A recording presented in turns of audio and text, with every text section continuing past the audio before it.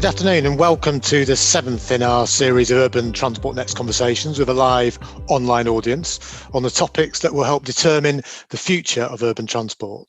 So whether you're spending your lunchtime with us listening live, or whether you're listening to the podcast later or watching the playback on YouTube, thanks so much for joining us. I'm Jonathan Bray, Director of the Urban Transport Group, the organisation that's hosting these events. For those of you who don't know us, we bring together the public sector transport authorities for the largest urban areas, including Transport for London, but also for other big city regions like Greater Manchester, the West Midlands, Tyne and Wear, and all the other major metro areas, serving over 20 million people. As well as being a body that thinks ahead about what next for urban transport, our members can implement that thinking on the ground and can and do learn collectively from these events. And we are particularly pleased today to have as our guest Andy Byford, Commissioner of Transport for London, and we'll learn more about Andy over the course of the next hour. And delighted also that our interviewer is Joe Field, the Managing Director of JFG Communications and the President of Women in Transport. You can also be part of the conversation, and you can be part of the conversation in three ways. Firstly, by putting questions, keep them short and sharp via the questions box on the Zoom channel. You can also vote for your favourite question. We'll be picking those up in the final section of the conversation. And you can also use the comments channel of the Zoom.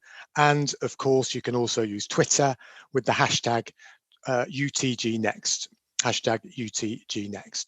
And with that, I will hand over to Joe.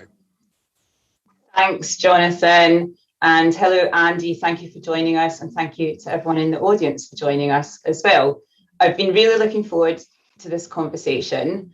I actually spent 9 years working for Transport for London before I set up my consultancy. So I've obviously got the insider view of the scale and the complexity of the challenges that TfL faces every day, and the amazing job that I think you do to move millions of people every day. I remain a big advocate for TfL and everything you do, and particularly everything you've done to keep London moving during the pandemic. So I'm really, really pleased to be having this conversation today. I've got lots of questions for you, Andy. What I've tried to do is arrange them into themes to make it easier for people to follow. So we're going to start with a sort of general overview, introductory type questions. Then we're going to move on to the topic of diversity, which is obviously one of my favourite topics with my Women in Transport hat on. And then, of course, we'll talk about the pandemic and what comes next after us and after that. And I know, obviously, that the audience is going to have lots of questions they want to ask as well. So as Jonathan says, please do put those in the chat, and we'll have time to bring in questions from the audience later on. So first of all, to kick us off, can you tell us how and why did you get into working in public transport in the first place? Well, that's a great intro question, Joe. And first I should just say everyone remembers you with great fondness at TfL. So it's a big shout out from your former colleagues. Thank you. You certainly haven't been forgotten. Well, it's 32 years for me now. I can't believe it. Where did that go? One minute I'm a spotty graduate trainee station foreman at Regent's Park on the Tube. I started as a foreman, and somehow 32 years later, here I am being interviewed by you as the commissioner, for which I'm very proud. So how did I get into it? In a way, partly by accident. I grew up in Plymouth in Devon, a big Navy city, and I thought very long and hard about going into the Navy, actually either the Royal Navy or the Merchant Navy, for various reasons, and didn't, and ended up going to university instead. I studied languages at university, and I always had an interest in transport, though. It was always it's partly in my blood. My granddad drove a bus for London Transport for 40 years. He was at Loughton Garage out in Essex, and he drove through the Blitz, which is something we're very proud of as a family. And my dad worked for London Transport for a little while. So having toyed with various career options, I remember going to a careers fair. It was the day of a strike, actually, and the poor person in the LUL booth looked somewhat harassed and was very delighted when I said, "Well, I'm interested in a career with you." And so, here we are, 32 years on. It's taken me from the Tube to British Rail, or as was British Rail, to Sydney Rail Corp, the Toronto Transit Commission, New York City Transit, and now here. and I've certainly not looked back. It's a passion I have for transport.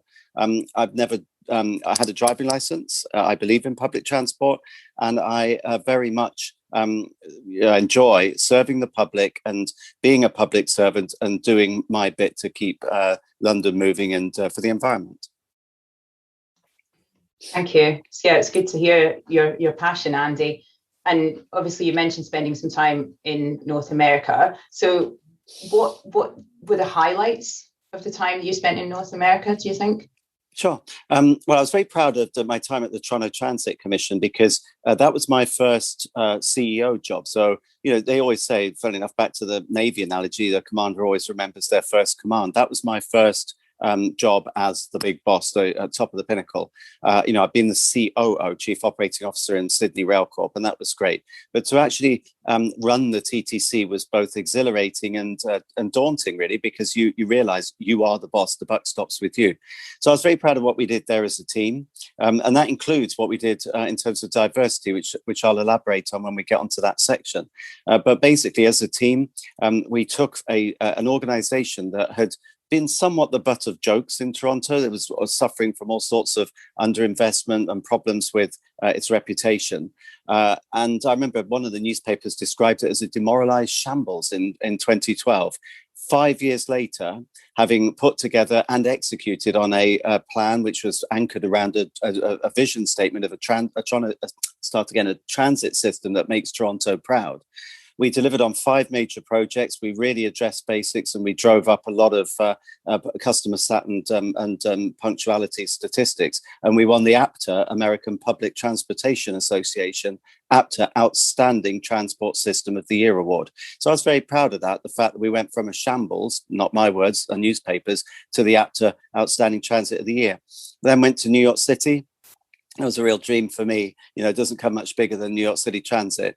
And although I was only there for 2 years and left of my own accord, and largely political reasons I left, I was very proud of the fact that, again, we drove punctuality in that 2 years from a woeful, embarrassing 65% of trains on time. We took it up to over 80% by focusing on basics. We also put together the Fast Forward plan and secured nearly $40 billion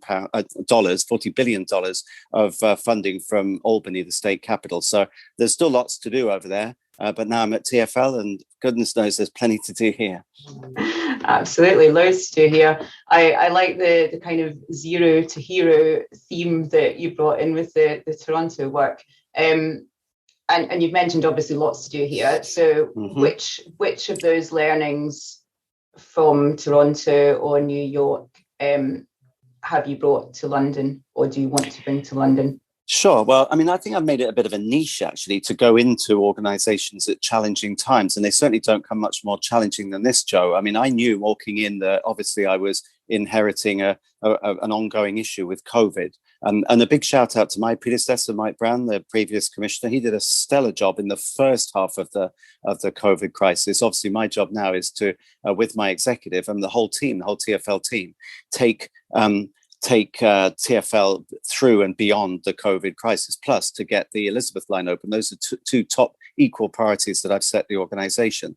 So I think the main learning points from elsewhere would be you've got to have a plan, you've got to have a vision, you must bring your people with you. And that was something I've always felt very strongly as a manager, even as a duty station manager back in my very nascent days as a manager. It's all about the people. Anyone can manage with a big stick or through coercion. That might work in the short term. It doesn't work in the long term. You've got to take people with you. And good managers don't just rely on rank. And I'll put it the other way. A weak manager or supervisor can only have recourse to one thing. My hat's bigger than yours. I'm the boss, you're not. That's not management. That's not leadership. You have to take the people with you. So learning points from elsewhere, create a compelling vision, get some consensus around that, get buy-in from across the whole organization. If you can get your whole organization pulling in one direction, notwithstanding the politics of the day and the other pressures, there's pretty much no reason why you can't succeed. And already I feel that we're turning the ship at TfL on 3 critical areas, which I'll be happy to expand upon as we fight COVID. Thank you, Andy. Yeah, quite loud and clear there on having a vision and bringing people with you. So this now might actually be a good time to talk about your vision and your priorities, because I know you've set out 5 clear priorities for TfL. So yeah, could you tell us a little bit more about these, please? Sure. And some of them obviously relate to COVID specifically. There's no surprise there. I mean, look, at the end of the day, COVID has ravaged TfL's finances. We're reliant to the tune of 72% on fares through the fare box. It's unheard of in world transport. The norm's around 40 to 45%. So we're in a real mess in terms of finance. We've got to rely on government funding in the short term. So equal priority number 1 of the 5 is to rebuild our finances and to secure from government a long-term stable funding stream. And that is made up of both operating expenditure, operating revenue, and also capital money. So in the short term, we need some operating support. We believe we can get back to being self-sufficient within 2.5 years. But long term, we need that government support for big capital programs, big ticket items like new trains, new signalling, all things that actually help the national economy. Secondly, we must rebuild our ridership. Obviously, you can't rebuild your finances without getting riders back. So that means providing a safe, orderly and clean environment to encourage customers to come back. Thirdly, we must deliver on the big ticket projects. So I've made it my personal mission to get the Crossrail project finished and get the Elizabeth line open. That in itself will aid our recovery. What could be a greater, more triumphant symbol of London's emergence and resurgence from COVID than the soon to open spectacular Crossrail? But before that, we've got the Northern Line extension in September. We're working on other projects, the Barking Riverside extension of the Overground, electrifying our buses. There's so much to do. The fourth, I just touched upon it actually, is to have a green agenda and a green recovery. So we're very, very keen to push on with the green agenda and make our contribution to improving the environment for London as clean air with an electrified bus fleet. And fifth, I really feel strongly that you can't do any of that unless you bring your workforce with you. So a fifth equal priority is to create a fairer, more equitable, more diverse organisation at TfL that addresses long-term issues around diversity and representation at senior levels, and that gives everyone the opportunities to excel. I sometimes say to frontline staff on my many trips around the system, if I can make it from station foreman to commissioner, so can you. And I want an organisation where everyone can achieve their potential. Brilliant. That's good to hear. Thanks, Andy. Now, I'm going to come back to some of those points later, because you've kind of finished there on the point about diverse workforce. I think now would be a good time to move on to my diversity questions. And obviously with my President of Women in Transport hat on, this is an issue that is, it's very important to me. And actually it was an issue that was very important to me when I was at Transport for London as well. I was heavily involved in driving forward TfL's 100 Years of Women in Transport programme, which actually sparked a bit of a movement in TfL, I think, on its own diversity journey, and it really stepped up the game a little bit. And I've sort of watched from afar in recent years at the different initiatives that TfL has been putting in place to improve your diversity. So yeah, I'm interested to hear, what do you think TfL has done or is doing right in terms of improving its workforce diversity? But also, what more do you think it can do? Sure. Well, look, first of all, Women in Transport is an organisation with which I'm familiar, albeit effectively in the equivalents abroad. There's quite a very active participation in a similar forum in Ontario, in Canada. And I used to make a point, actually, of going along to the sessions because, these, particularly the socials and guest speakers, wasn't just for women. I was always honoured to be asked to go and speak at that forum. And so it's something with which I'm familiar, and you do sterling work. And then the second thing, just by way of personal commitment, one of the things I was most proud of, and I alluded to it earlier at the Toronto Transit Commission, the TTC has been in existence since 1921, or prior to that, it was a different type of transport organisation. But it was brought together as the Toronto Transportation Corporation Commission in 1921. So this year is its 100th anniversary.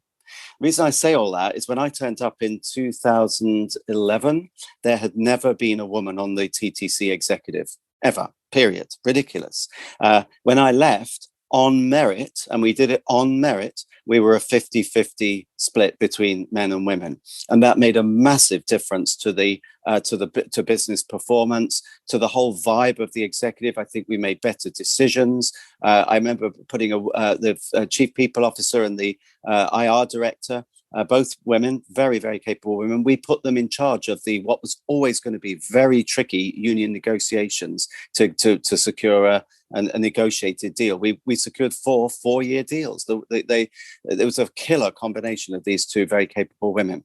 So I'm personally committed. I get it. It makes sense. Here at TfL, we have some diversity on my exco. We've got women, we've got people of colour, but look, at the end of the day, the job's by nowhere near complete. At the end of the day, we should be reflecting the city that we serve.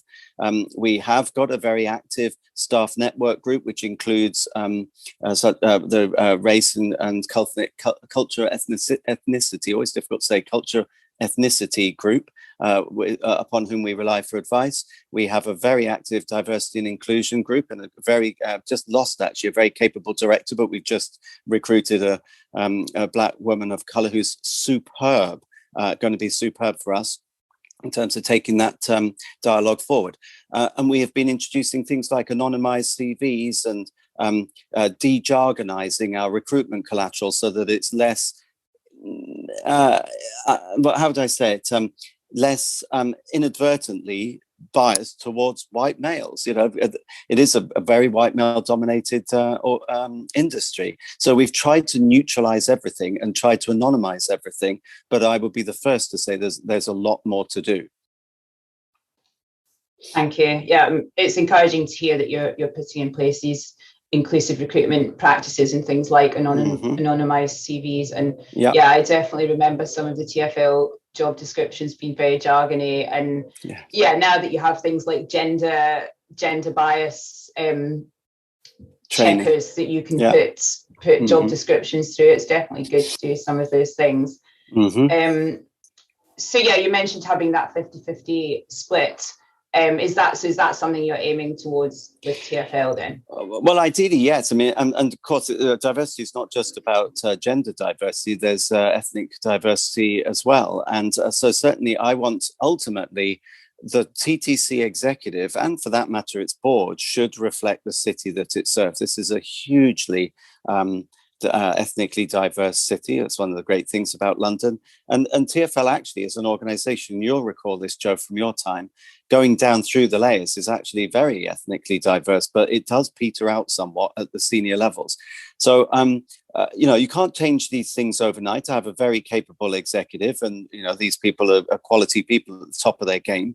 But progressively over time, there are ways to, without being tokenistic or I don't really believe in quotas. There are ways in which you can legitimately change that dynamic and that makeup to the benefit of the organization. So we've, as part of that work, remember I talked about rebuilding after COVID. There's really three strands to that. Rebuild the finance, obviously. Rebuild the ridership, obviously. The third element that I introduced when I came is I said, look, why don't we, while we're at it, take the opportunity to we've got to rebuild the morale of the organization, but let's rebuild its capability while we're at it. Let's come up with that compelling vision that really galvanizes, really inspires and motivates the workforce, so that if you're good enough, it doesn't matter what you look like, what your background is, you can achieve the absolute full height of your potential. That's what we want. And rather than that be a top-down imposition from EXCO and the somewhat white male-oriented EXCO that we have, we're going out to canvas what the workforce wants. And that includes seeking ways in which we can legitimately and rapidly make it a more inclusive organization. So it's a work in progress. One thing that kind of works against us, you can be a victim of your own success. Everyone now, diversity rightly is at the forefront of everyone's thinking, everyone being industry and businesses across the UK. Do you know what keeps happening? Real good quality women that we're promoting keep getting snaffled away by other organizations. So on the one hand, it's a mark of success, but it can be frustrating. It's like, damn it, that person was destined for the top at TfL.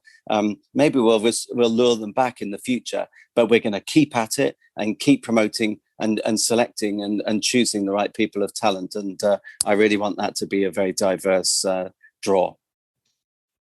That's good to know, Andy. Thank you. And I'm glad you touched on the point about your exco not being very diverse and, actually being quite predominantly white male, because that's definitely something that I thought about a lot when I was at TfL and have continued to think about, because obviously there have been changes in personnel, but yeah, the exco does remain predominantly white male. So I'm just wondering what message you think that sends out to aspiring leaders. Well, I mean, look, again, at the end of the day, I can't just change that overnight. The only way I could do that really is to say, sorry, folks, you're all out of a job and we'll start again. But, I have a very, very good team that's been bequeathed to me by my predecessor. He built a great team.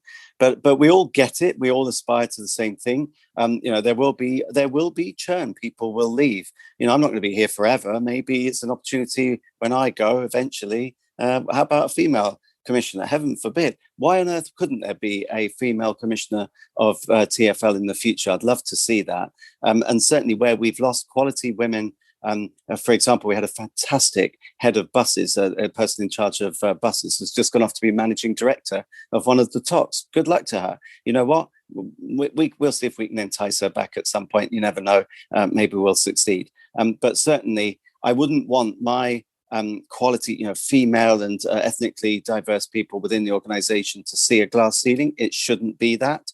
There's nothing where once upon a time there was this view that it was a very male-oriented profession. Now you've got plenty of women in senior positions in American properties, transit properties, and equally increasingly in train operating companies. So this is a new era, Joe, and we've got to get with the times. I'm very pleased to hear you saying that, Andy. Yes, absolutely, get with the times, and it would be great to have a female transport commissioner in future. One day. One other last question I wanted to pick up on diversity, because at Women in Transport, we have recently carried out a survey in partnership with the All-Party Parliamentary Group for Women in Transport. And this was looking at gender perceptions and experiences working in transport. Because really there has been a bit of a gap in knowledge. There's loads of women in engineering studies, women in construction, but we didn't have any robust data on the perceptions and experiences of women and men actually working in transport. And this was just to fill in the gaps about what we already knew anecdotally from our members. And one of the key findings from this survey was that over 2/3 of women, so that was 69% of women in our survey, feel that the transport industry has a macho culture. Mm-hmm. So I'm just interested to get your views on this. Do you think the industry has a macho culture? And I'm including TfL in that because some of the women we surveyed work for TfL. So do you think the industry has a macho culture? And if yes, then what can we do to tackle that? Sure. Look, I mean, I think there is a bit of that. I think it's changing, and things like the advent of women train operators has absolutely, without question, begun to change the dynamic. If once upon a time, I remember as a very junior manager, it could be quite intimidating, even for a man, walking into a lunchroom of typically white men who'd been on the job a long time. There was a bit of a macho culture. We know how to drive trains, or we're the mechanics around here, we're the engineers. Really the place for either graduates, because I remember graduates weren't particularly popular on the tube. Graduates, your place is somewhere in the office, typing things or doing customer service. And for women, it would be probably pretty much the same. That dynamic's really changing. Now you've got female train operators. That's certainly changed and station staff en masse, actually. I think that changes the dynamic of the actual workplace. And increasingly, with the just different management styles and capabilities of women, and for that matter, people of colour, with whom others can empathise, you are again seeing that dynamic begin to change, not just in lunchrooms or on the very front line, but also throughout all layers of the organisation. So I'd say, yeah, there's still a bit of a, it's not just macho. I've thought sometimes in some organizations, I've been almost a militaristic culture whereby it's very hierarchical. Back in my day, I remember very early days at the Tube, you almost didn't dare go to the 7th floor of 55 Broadway. And at 55 Broadway, I remember when I first got there were no women's toilets. Why would there be? There was no women directors. Ridiculous. But now, of course, we've moved out of Broadway, but towards the end of my time there, that was rectified.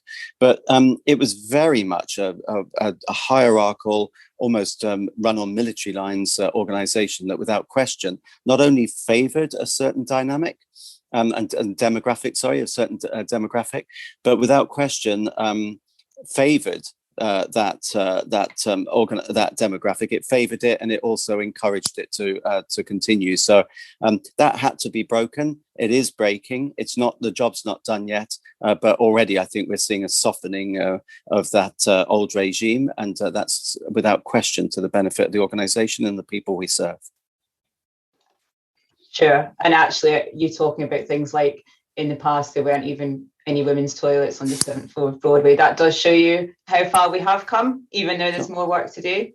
Mm-hmm. Definitely. And you know what, I'm not beating up my own organisation here. It was the same elsewhere. Look at the TTC. Never been a woman exec. It's just back in the day, it was kind of unheard of. They'd be somewhere within HR, of course, but not seen at the top table. But when I left, as I said, we had 50-50. I had my chief of staff, which is always a difficult job because the chief of staff is a bit of an enforcer. You've heard what the CEO wants.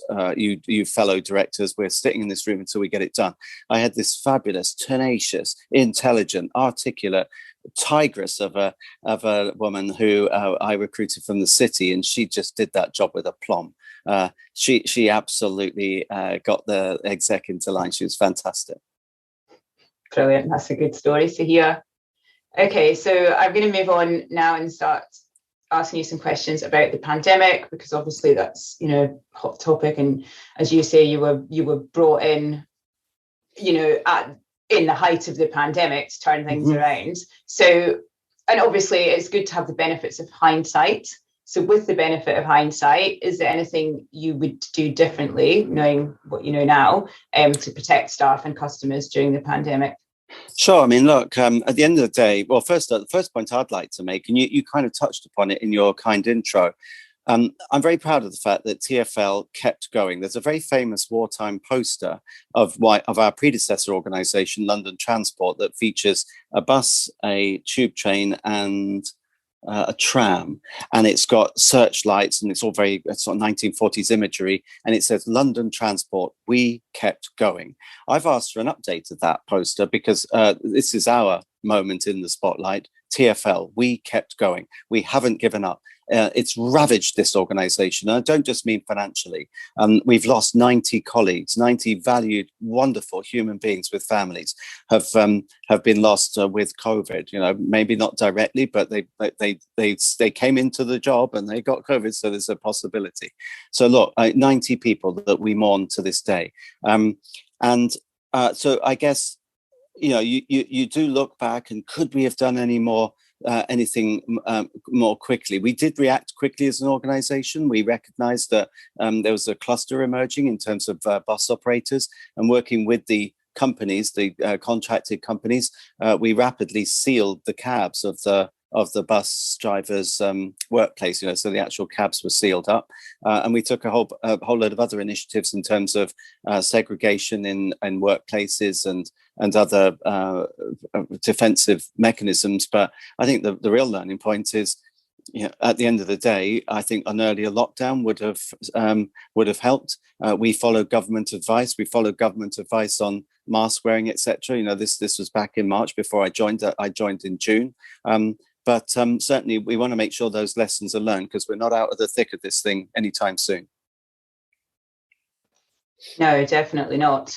And you've also mentioned working with government. So what lessons do you think you can take away from the pandemic in terms of working closely with national government?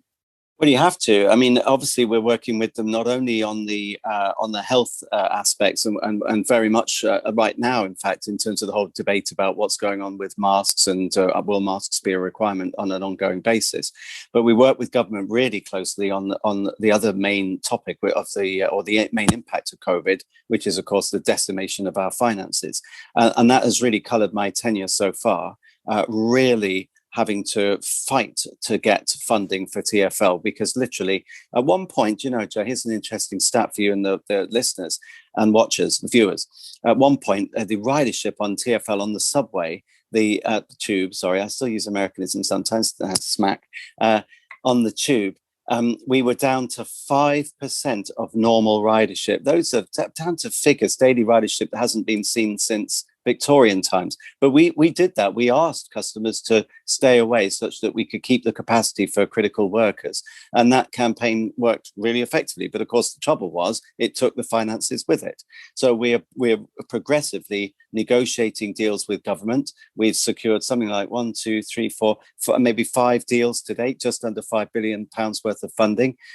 That's good. But at the end of the day, you can't really run a £10 billion organisation on 6 month deals. We really must get that long-term deal. So I'm working with government all the time, primarily the DfT, but also the Treasury and Number 10. And we're fighting to get a fair settlement for TfL, because as I keep saying to government, at the end of the day, you can't have a national recovery without a London recovery, and you can't have a London recovery without a viable transport system. Don't see us as the problem, see us as part of the solution. You want government, you want a job fuel, infrastructure project fuel jobs-led recovery. We can help you with that. We've got plenty of projects. You want a green recovery. We can help with that. Let's electrify our buses. And number 3, you want levelling up. We can help with that. We buy our buses in Scotland. We buy our trains. They're being made, new Piccadilly trains in East Yorkshire. We buy our steel in Scunthorpe. So investing in TfL makes sense. So I have the government on speed dial, Joe, rest assured. I bet you do, Andy. And yeah, I mean, I'm glad you touched on these funding deals, and obviously the latest one, again, very short term. So doesn't that just make it completely impossible for you to plan for the future? Well, it certainly doesn't make it very easy. I mean, it is, I wouldn't say impossible, but it's just suboptimal. It's most certainly not the way to go about investing in transport, because with a short-term deal, you can't really give contractors, potential suppliers, the confidence that they need, and so they factor in risk. So my argument is that ends up costing you more in the long run, because if they think that, oh, hang on a minute, this client can't commit to us, they might factor in risk. Secondly, you can't really let long-term contracts, because we have a fiduciary responsibility to not incur costs that we can't pay back. So again, it forces short-termism. It's also affected our credit rating. Just the other day, TfL got downgraded 2 notches by Moody's, one of the 3 credit agencies with whom we deal. Now, at the end of the day, that's not good news, because that means that the cost of borrowing potentially is more. So for myriad reasons, we're saying to government, okay, at the end of the day, we're not tone deaf. We get it. The country is in dire straits. The country doesn't have, has been similarly affected. There's not infinite amounts of funding. So I do get that the government will want to get through the comprehensive spending review in autumn before it can maybe commit to a long-term deal. I get that. In the short term, we'll put up with short-term deals. But longer term, we can't carry on like this. We must get to a sensible funding solution with government to our mutual benefit. Mm-hmm. Sure, I agree. And I guess really what the pandemic has shone a light on is the fact that current transport funding models are not fit for purpose. So what can government and local government and transport authorities do to work better together to come up with a funding solution that does work for everyone? Yeah, well, just to put it into context, and again, I touched on it earlier, as I said, our funding model is basically broken because, in good times, it just about worked. And to my predecessor's credit, the tube was pretty much breaking even. which is practically unheard of. But again, COVID's driven a cart and horses through that because we are reliant to the tune of 72% of funding through the fare box for our income. Contrast that with New York City Transit's around 38%, Singapore, I think it's about 40%. That's the norm. So we've got to change that funding model, and you can't just gouge customers. You can't just keep putting up the fares. There's a place for some fare rises to deal with inflation. But I think we need to come up with a much more enlightened, long-term, sustainable funding mechanism, which if you play your cards right while you're at it, you address other issues such as congested roads and clean air and a green-led recovery. Because what we don't want is people to suddenly all jump in their cars and we'll end up back with gridlock and toxic air. So my argument would be you need to come up with funding solutions like some forms of road user charging or maybe a levy on deliveries. There's a debate going on at the moment about should there be a Greater London boundary charge. If you do that properly, you get almost a win-win-win. The Transport Authority gets stable funding that enables it to plan with confidence and to continue to invest and to improve the quality of the product, which means you attract more people into transport, which means fewer people get in their cars, which means it's better for the environment, which means there's less congestion, which means the buses run more smoothly, for example, and therefore more people come into transport and you get more income. To me, there's a virtuous cycle to be played here. The corollary is doomsday, and that is you go on the downward spiral, not the virtuous cycle, the downward spiral, where the roads get gridlocked, the buses get stuck in traffic. People say, "Oh, you can't rely on the bus, so I'm going to take my car." So we end up cutting service, and down you go. We cannot go there. We just must not. Sure. Okay. And yeah, you've put lots of ideas in there for how these funding solutions could work. You mentioned road user charging. So does that mean that there are plans to bring more of that in London, perhaps to reform the congestion charge? Well, look, we're looking at all options. At the end of the day, we are grateful. Let me just say on the record, we are grateful to Her Majesty's government for the support we've received to date in the short-term funding deals we've had. But we do want to partner up for a long-term funding deal going forward. And so what government have said is they're amenable to that, but they do want to see us look at our cost base, because there's two halves to this ledger, Joe. As you know, there's the cost of your operations and there's the revenue that you can bring in. So we need to reduce cost of operations and also drive up revenue from a more diverse field of options. So road user charging is one option. There's all sorts of things you can do. I love the Hong Kong model where the MTR, the Mass Transit Railway in Hong Kong, it's kind of the opposite of most transport companies. It's a development company with a transport arm rather than a transport company with a development arm. They really max their property to leverage over oversight developments, air rights. It's a very enlightened model, and we'd certainly like to do some more of that, where I just visited just the other day a work site up at Black Horse Road called Black Horse Vale, where we're working with a contractor to convert what was a station car park into affordable homes for Londoners. So rather than sell it off, which we would have done in the past, a one-off fire sale, we build homes, affordable homes, with a contractor, with a client partner, and that means you get then an income stream, ongoing income stream from rentals, and you build more ridership. That's a much more enlightened model that I think we should do more of. So it's a package. Nothing's decided yet. But what we do know is going forward, we have at least £1 billion gap in our budget for now that needs to be filled by new revenue sources. Thank you for that. And it's good to hear about some of the things you're thinking of, particularly on the commercial development side of things. Yeah. Okay, I'm going to move on to thinking about, what does London look like after the pandemic? Is public transport use going to recover? How are you going to encourage people back onto the network, or what are you doing to encourage people back onto the network? Right. Well, let's start with that one then. What are we doing to encourage people back? It seems to me, and my Exco team, there's three primary elements. It's got to be safe, so socially distanced. It's got to be orderly, people wearing masks, and it's got to be clean. So we're putting huge efforts into all three of those aspects. We've been running full service, or pretty much there or thereabouts, throughout the pandemic, and that's raised a few eyebrows. People have said, why are you running all these empty trains around? Because we want to maximize our capacity such that people can socially distance. We're applying hospital grade levels of cleaning product and periodicity, so frequencies, to keep the system clean. And we're not just doing that, we're checking that independent analysis shows that it is clean. We've had Imperial College in who on a randomized basis check touch points, like gates and lift buttons and that kind of thing, and do air sampling. And to date, in 6 rounds across the system, they haven't found a single trace of COVID. So it's big shout out to our cleaning teams. And then the third thing is to make sure that it's orderly. And so we put a lot of effort into making sure that people are doing the right thing, wearing masks, etc. In terms of what will the system look like going forward, well, we don't have a crystal ball, but we have very capable analysts and modelers at TfL. It's one of the jewels in the crown of our organization. And we've modeled 5 scenarios ranging from 2 polar extremes, neither of which will happen. They're the super optimistic and the super pessimistic doomsday. So on the one hand, you've got London's finished, that's it. No one's going to go back to work, and the centre of London will wither, and no one will use the transit. I don't think that will happen at all.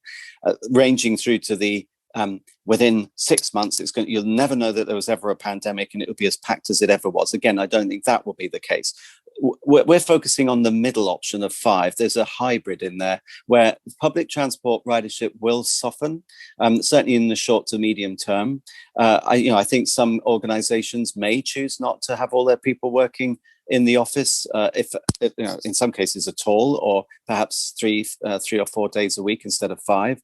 And travel patterns will change. We see more activity potentially in the outer satellite areas of London, or even the inners. The sort of the sub centres, your Harrow, Stratford, Streatham, those kinds of places. So we will have to adjust our model to reflect that, and tweak the system. But I don't think London's done. London's faced huge challenges in the past. I talked about the Blitz earlier. It always bounces back. It's a world city. It's very resilient. So I think certainly getting back to 80% ridership, maybe 90 in the next 18 months is possible. But here's a sobering fact, Joe. 90% sounds great, right? Do you know what that 10% delta represents in terms of revenue a year? £1 billion foregone. So this is serious stuff, right? 90% sounds great, but that's still a massive headache for us to solve. So, as I said in my intro, lots to do.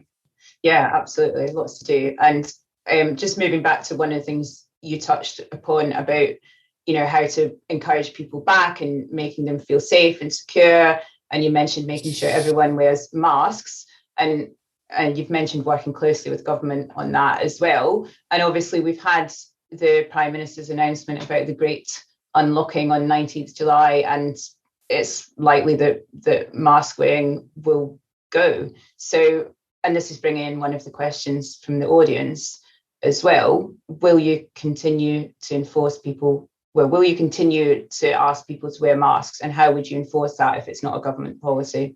Well, I mean, that's the rub, isn't it? If it's not government policy and it's not the law, then enforcement de facto becomes a lot more difficult. And I'll say what I said the other day.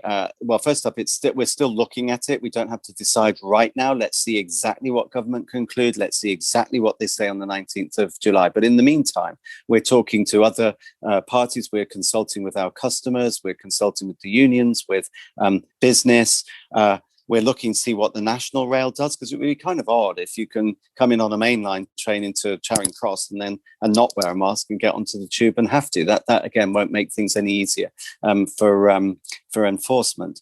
What we're trying to get the balance here is around 60 from our polling, 65% of customers say they feel more secure if everyone's wearing a mask. So we should listen to our customers, but equally, I feel very strongly that I don't particularly want TfL to be this sole outlier, because what message are you sending? Are you almost subliminally sending a message careful, it's dangerous down there, you have to wear a mask still, or it's dangerous on the buses. It isn't. Remember what I said about the cleanliness and everything else. So we're trying to strike the right balance here. We want to make sure we give customers the confidence to come back. We need them to come back. At the end of the day, that's how you rebuild your ridership, through confidence. But equally, I don't want to create a situation where there's huge uncertainty and it becomes a bit of a, almost a shambles, because we're being yelled at to enforce something which is not that easy to enforce without the backing of legislation. So it's still a work in progress, Joe. We're weighing up all the pros and cons, but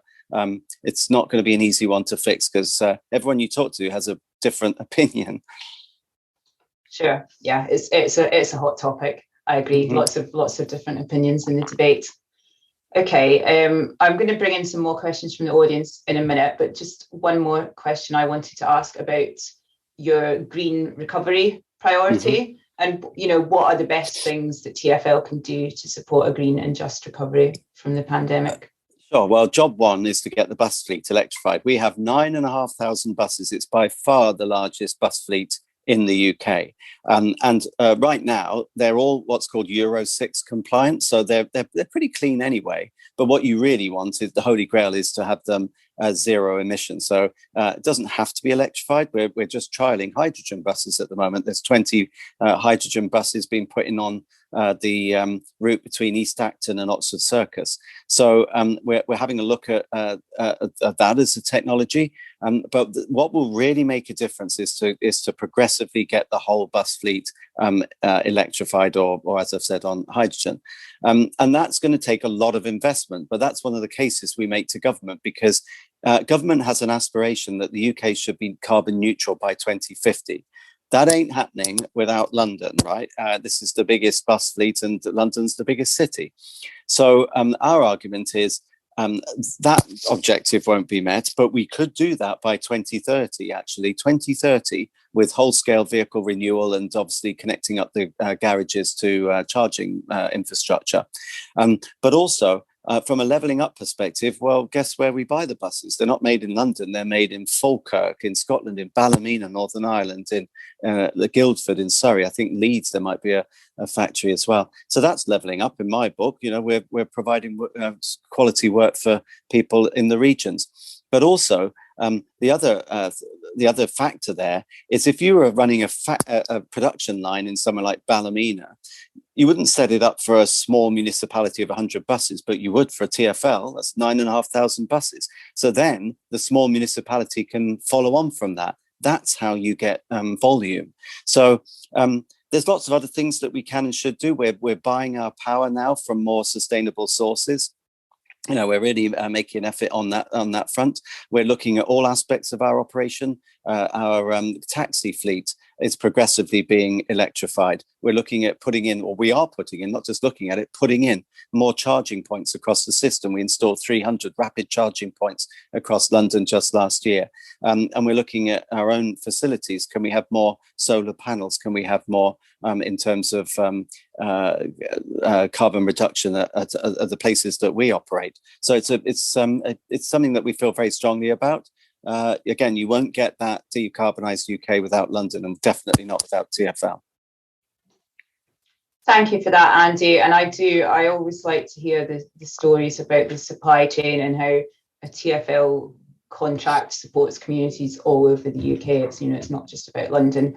55p of every pound is spent outside London. So, where people say levelling up is binary, that it's either London gets all the money or the regions get all the money, it isn't. That's facile. It's got to be both. And because we spend so much around the regions, investment in London is levelling up. That's my submission. That is a really good statistic. Thank you for that. Okay, so I want to bring in some more questions from the audience now. The first one is about the finances, and given the current financial constraints, should investment be focused on maintenance rather than on infrastructure, new infrastructure? Job one in any transport system is state of good repair.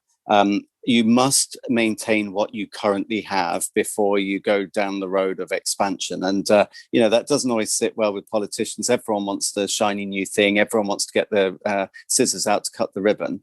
But as I always say, it's a bit of a Pyrrhic victory if you've got a shiny extension on an existing line and the trains have to grind to a halt at the boundary because the track's fallen to bits. So what's the point of that? You must keep your existing system safe and in a state of good repair. A lesson from history, or a sort of siren voice, is WMATA, and not everyone would know what WMATA is. It's the Washington Metropolitan Area Transport Authority. If you ever go to Washington DC, the subway, it looks fantastic. It looks like something else. Space Oddity 2001. It's got these groovy stations, and it was built in 1976. But they built it, and then they didn't bother, or they didn't sufficiently invest in it. And progressively, they've had to close sections of it for emergency repairs for months on end. And that's not a good place to be. They've had some nasty accidents. So you must not let your state of good repair degrade. It's false economy. If it's from a TfL perspective, we've cut back on road maintenance. We had to some time ago, but you do that quickly to save a few bob, but you always end up paying more because now you've got a backlog and you're rushing to get potholes filled or to repair tunnel systems, etc., etc. So job one, absolutely maintain your state of good repair across the whole system. Then you can look at expansion. Okay, sure, that makes sense. And then I guess related to that, although this is more about major projects, what is the outlook, do you think, for large investment in rail and rapid transits over the next 5 years? Well, look, we really want to continue in that space. I mean, certainly job one is to get the existing schemes finished. So as I said earlier, Northern Line extension is going to open in just a couple of months. The Elizabeth line is tantalizingly close. I was at Tottenham Court Road Station the other day. It looks amazing. And we're into trial running at the moment, and we'll soon be into trial ops. So get the existing schemes done first. And then we absolutely want to push on. There's stuff to do. The Piccadilly line trains were built in 1973. Bakerloo are even older. They're 72. They're 50 years old next year. But we need to renew rolling stock. The PIC needs new signalling. Moving block CBTC modern signalling would make a real difference on the Piccadilly line. What else? Progressive renewal of the bus fleet. And then, of course, there's two big ticket items which for now have been put on hold. Those being the extension of the Bakerloo line down Old Kent Road down to sort of Lewisham, Camberwell. And then the Crossrail 2, what used to be called the Chelsea Hackney line, which is the southwest northeast diagonal. That's been again put on ice, archived, not wasted money. The work's all been archived, just awaiting more rosy times in terms of finance. But both schemes are still absolutely viable. We want to do them. We need to do them. But for now, they'll just have to wait for a little while. So I think there'll be a slight hiatus while we finish off existing jobs, build that, rebuild the ridership and rebuild the finances, and then we can hopefully get back to expansion again. Do you think there's going to be an issue? Because I'm just thinking how there was like a lot of funding stopped in the 70s and 80s, and Crossrail kept getting cancelled and put on ice. And then you have this sort of gap where the system becomes so overcrowded and it can't cope. Is this what's going to happen because Crossrail 2 has been put on ice as well? Well, not if I can help it. I mean, look, you saw the state the tube got into in the 1980s as a result of funding basically drying up, and you just cannot afford for that to happen. So we're certainly going to keep pushing the Crossrail 2 case. We're going to keep pushing the BLE, the Bakerloo Line extension. At the moment, they're out of the funding envelope for now, archived, safeguarded. So we're doing the right things. We're safeguarding the routes. But we absolutely want to get going on those again, and we can dust off those business cases pretty quickly. But certainly you stop investing at your peril, because ultimately, as I've said, you always end up spending more. In my experience, it's much better to keep renewing as you go. Sure, agreed. Okay, we've got time for a few more questions from the audience. I've got a couple here on fares and ticketing related. Mm-hmm. So firstly, do you support the continuation of the senior feed-in pass? And yes. Secondly, are fare evaders a big problem for TfL? Okay, so on the first, yes, I do. There's often you're asked about under 16s as well. I mean, at the end of the day, there's always a bit of a controversy around some of these apparent London benefits, because some parts of the country don't necessarily benefit, although they could if they chose to invest in them. And my argument is always, well, London's a very big city, so there's people that actually travel longer distances. But I am supportive of it, and certainly the mayor is very much in that space. Fare evasion is not unique to London. It's a problem across the world. I mean, it used to be rife, or it still is a major problem in New York City. Obviously, at the end of the day, that comes literally at a cost. It's revenue forgone. I think you need to look at who is fare evading, why they're fare evading. You know, is your base fare too high?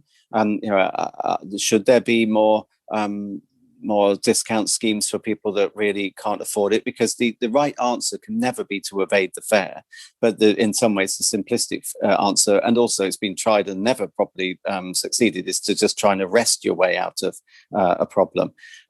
But certainly fare evasion is a problem. It's anathema to me, because effectively every fare evaded is robbing the system for often people of equal low income, but who do pay the fare. That's just not fair, literally, FAIR.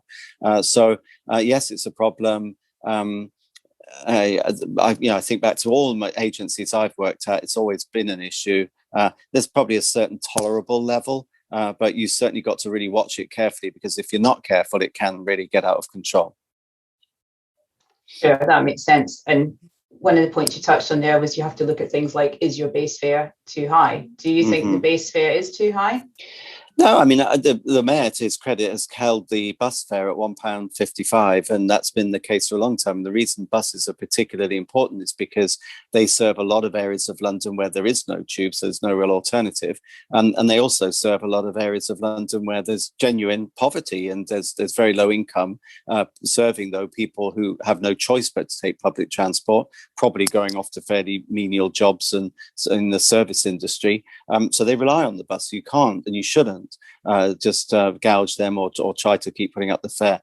The single fare here on the tube is high by world standards, but then of course what we're trying to do is encourage people to use Oyster and contactless and gain the discounts that both of those schemes attract. I think we've got time for just maybe one or two more questions from the audience. One about communications, and obviously you've paid credit to the great job of all the frontline workers who kept London moving during the pandemic. But how do you communicate with your frontline workers? How do you make sure that they hear all the messages that you need to get to them? A multitude of media, actually. And you know, it's not just me, but I'll talk about what I do. I do a lot of management by walking about. I mean, obviously, we've had to rein that in a bit because of COVID. You know, people are largely working from home where if they don't have to go in. But I do a lot of visits. I really enjoy going to visit every mode, ride the buses, go out on the Clippers, go to the Woolwich Ferry, the Emirates airline, all of the different modes, to go and talk to speak with colleagues and show overt support for what they do. I make an update video every 2 weeks to let my colleagues know what's going on. We use Yammer as a medium of communication. We have newsletters, sort of face-to-face staff meetings. There's a whole multitude of means that we use. We've got in-house magazines, but I cannot stress how much I value the face-to-face. That's how you find out what's going on. You also demystify the exec. I want the frontline staff to hold me to account, and I want them to know you're not some kind of mythical character strolling the 11th floor of the HQ building. You exist, you understand what they do, you empathize with what they do, and you bother to come out and show appreciation for what they do. It's really important. Yeah, I completely agree with that. And I think that actually relates back quite nicely to what you said at the start about you need to bring people with you, Andy, and the way you're going to do that is by getting out and about and speaking to them. Okay, we've got a couple of minutes left.